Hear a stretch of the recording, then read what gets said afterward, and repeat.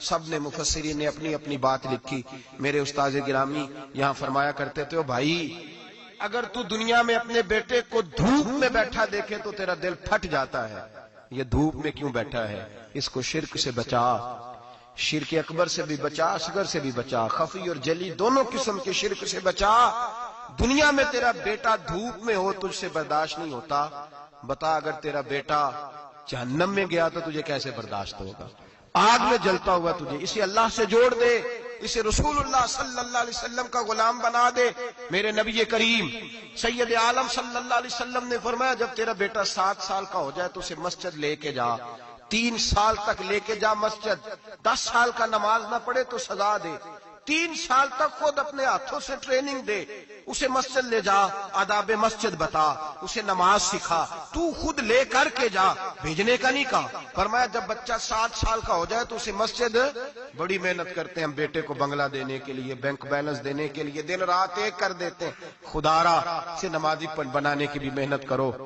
حضرت بابا فرید الدین گنج شکر رحمت اللہ تعالی علیہ کی اماں کہتی ہیں جب میرا بیٹا پیدا ہونے والا تھا تو میں رب کی بارگاہ میں دعا کرتی تھی، اللہ اگر تو مجھے بیٹا دے تو اس طرح کا دینا بیٹا میرا ہو پر بندہ تیرا ہو. اے اللہ اگر بیٹا دینا تو اس طرح کا دینا میرے اللہ، اس طرح کی مجھے اولاد دینا کہ دودھ وہ میری چھاتی سے پیے پر شکر تیرا ادا کرے. اے اللہ اگر بیٹا دینا تو اس طرح کا دینا کہ قوت روٹی روزی وہ زمین پہ کھائے لیکن اسی زمین پر وہ تیرے دین کا سپاہی بھی بنے، وہ مجاہد فی سبیل اللہ بھی بنے. حضرت بابا صاحب کہتے ہیں مجھے شکر پسند تھی. اماں بڑے جتن کرتی ہے بیٹے کے لیے، بڑا کچھ کرتی ہے، تو بیٹے روٹی ٹائم پہ کھانا فلاں کا. کہتے ہیں مجھے شکر پسند تھی. میری اماں سردیوں کے ٹھنڈے موسم میں اٹھ کے میرے لیے پانی بھی گرم کرتی، مصلی بھی بچھاتی اور پھر ایک پڑیا شکر کی بنا کے میرے مصلی کے نیچے بھی رکھتی. کہتی بیٹا نماز پڑھے تو اللہ شکر دیتا ہے. آپ فرماتے ہیں میں روز نماز کی 5 نمازوں کے وقت مصلی اٹھاتا تو پڑیا شکر کی ملتی. سکول اور مدرسے کے میں اپنے کلاس فیلوں کو بھی کہتا نماز پڑھو بڑی پیاری شکر ملتی ہے. کہتے ہیں میں روز شکر کھاتا. ایک سویرے فجر کی نماز میں اماں نے وضو تو کرایا، مصلی بھی بچھایا، پر دیہات کی وہ سادی بیوی جس کا سارا کام بھی خلوص پہ مبنی تھا، جو آکسفورڈ سے پڑھی ہوئی تو نہیں تھی لیکن آداب ممتا اسے سارے آتے تھے، جو کسی یونیورسٹی کی سند یافتہ تو نہیں تھی لیکن بیٹے کے ساتھ کس طرح کا رویہ اختیار کرنا ہے یہ سارا اسے پتا تھا. کہتے ہیں سادی اماں نے سارے کام کیے لیکن شکر رکھنا بھول گئی.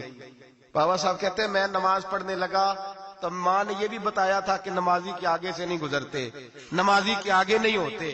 اب اماں کہتی ہے میں مجبور ہوں، درس بھی میں نے دیا ہے، بھول گئی ہوں، اب شکر رکھنے جاؤں گی تو پردہ کھل جائے گا.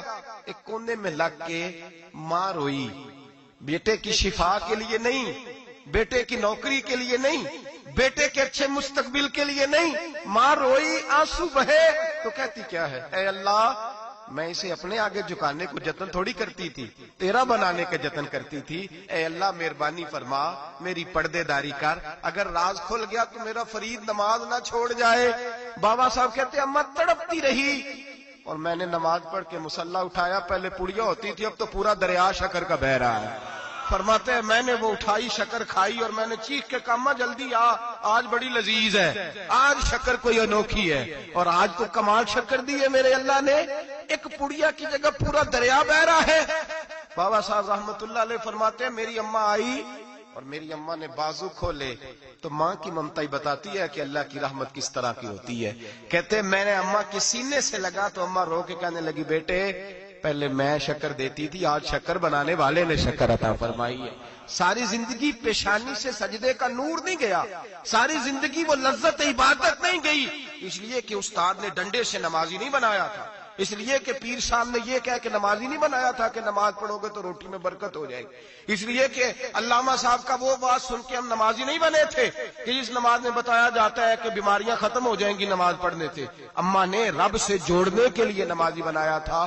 ساری زندگی بابا صاحب کہتے رہے اٹھ فریدا ستیا چاڑو دے مسیت، چل ہن اٹھ فریدا ستیا چاڑو دے مسیت، او تو ستا ہے رب جاگدا، तेरी डाडे नाल परीत, सारी जिंदगी नमाज का, नमाज की ट्रेनिंग देना, अपने बच्चों को अपने रब से जोड़ना, अपने बच्चों को अल्लाह के साथ उनका ताल्लुक बनाना, उनको रब वाला बनाना, उन्हें रसूल पाक का गुलाम बनाना, ये ड्यूटी है माँ बाप की। एक बहुत बड़े मुहद्दिस हैं, इतने बड़े मुहद्दिस हैं कि मेरे नबी करीम की मस्जिद नबवी में वो हदीस के उस्ताद रहे। हजरत रबिया बिन अब्दुर रहमान नबी पाक की मस्जिद नबवी में हदीस के उस्ताद हुए। और हजरत हसन बसरी जो जनाब अली के शागिर्द हैं, वो भी हजरत रबिया के शागिर्द हुए। हजरत इमाम मालिक जो 70 साल तक मदीना और मक्का में हदीस पढ़ाते रहे, वो भी हजरत रबिया के शागिर्द हैं। इनके वालिद का नाम था अब्दुर रहमान फरोग। तारीख बगदाद में लिखा है कि बनु उमैया के दौर में, ताबीन के जमाने में जनाब अब्दुर रहमान बिन फरोग घर से चले गए। एक रवायत है बच्चा छोटा था, एक रवायत है बच्चा अभी माँ के पेट में था, जिहाद करने चले गए। उस दौर में ये जिहाद होता था कि एक इलाका फतह किया तो मुसलमान अगले इलाके में चले गए, अगला फतह किया तो अगले इलाके, एक के बाद दूसरे लोग पलट के नहीं आते थे।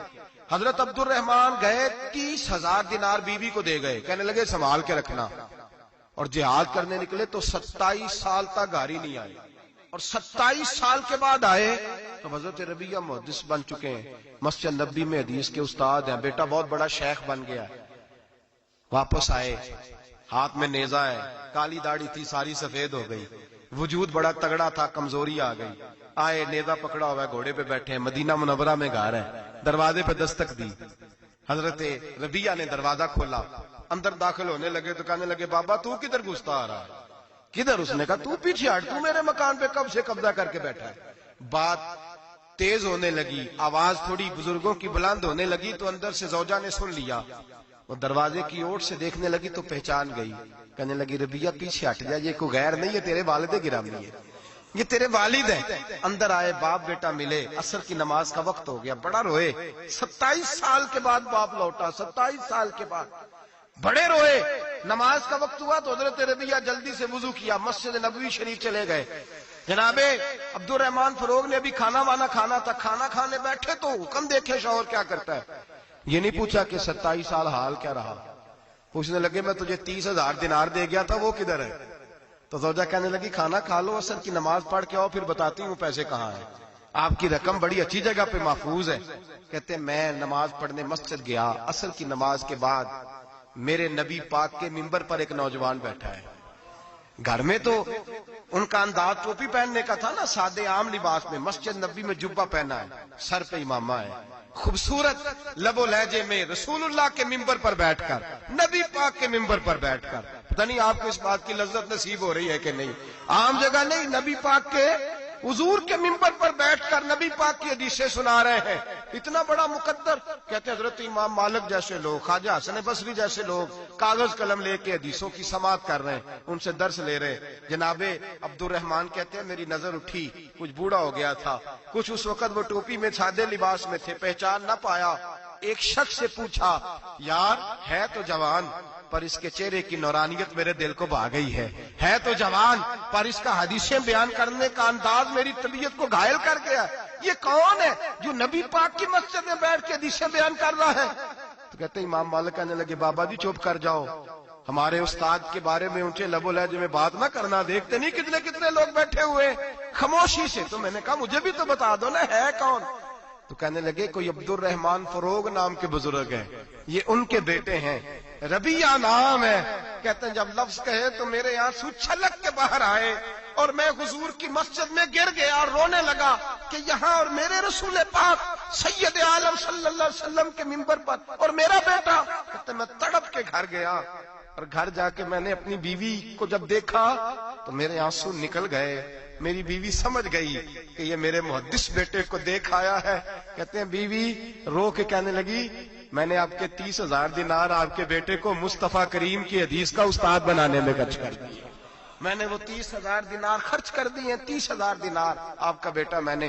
तो कहते हैं मैं अपनी बीवी की तरफ देखने लगा, मैंने कहा कुर्बान जाऊं, मैं अगर अल्लाह के दीन के रास्ते में था, तूने मेरे साथ नेकी की है, मेरा बेटा भी दीन के रास्ते पे लगा दिया। मेरे भाई अल्लाह से जोड़ा, अल्लाह से जोड़ा उन लोगों ने अपनी औलाद।